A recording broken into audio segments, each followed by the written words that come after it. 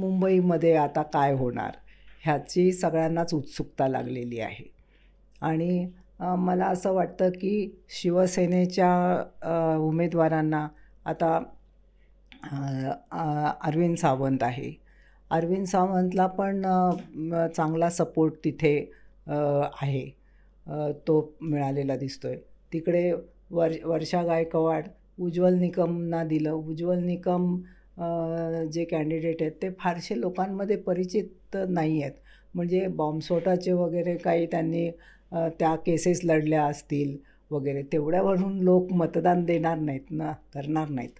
आणि त्यामुळे कसं आहे की वर्षा गायकवाडला इतरांची तर मतं मिळालीच, ती सगळ्या पक्षांची मतं तर मिळालीच, परंतु मुस्लिमांची वगैरेसुद्धा मोठ्या प्रमाणे दलित मुस्लिमांची मतं मिळाली. असं प्रत्येक ठिकाणी प्रत्येक मतदारसंघामध्ये त्या त्या मतदारसंघाचं खास वैशिष्ट्य राहिलेलं आहे. आणि त्याच्यामधून मला असं वाटतं की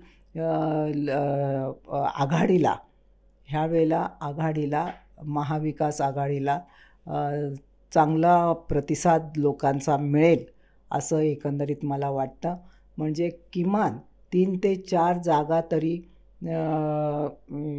ह्या 6पैकी 3 ते 4 जागा ह्या महाविकास आघाडीला मिळतील असं मला वाटतं. आणि तसंच जर का आपण विचार केला तर ह्या निवडणुकीमध्ये दलित आणि मुस्लिम हा जो वर्ग आहे तो बाजूला पडून त्यांनी सरळ सरळ महाविकास आघाडीला मतदान केलेलं असावं असा माझा अंदाज आहे.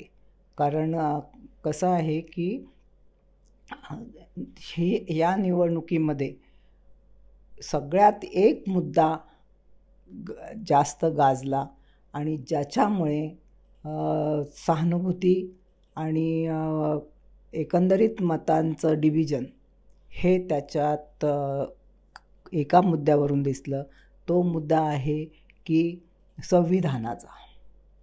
संविधान जे आहे ते हे गव्हर्मेंट भाजपचं सरकार आल्यानंतर संविधान ते लोक बदलणार आणि संविधान ते काढूनच टाकणार आणि एकाधिकारशाहीनेच सरकार चालवणार असा हा संविधानाला धक्का लावण्याचा जो प्रकार त्यांच्या भाजपच्या एकंदरीतच संबंध आतापर्यंतच्या काळातल्या कारभारावरून दिसतो.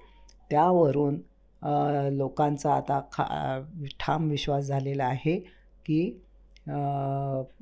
हे लोक जर परत आले तर भारताची राज्यघटनाच बदलतील, संविधानाला धक्का पोचवतील आणि त्यामुळे की डिव्हिजन झालं.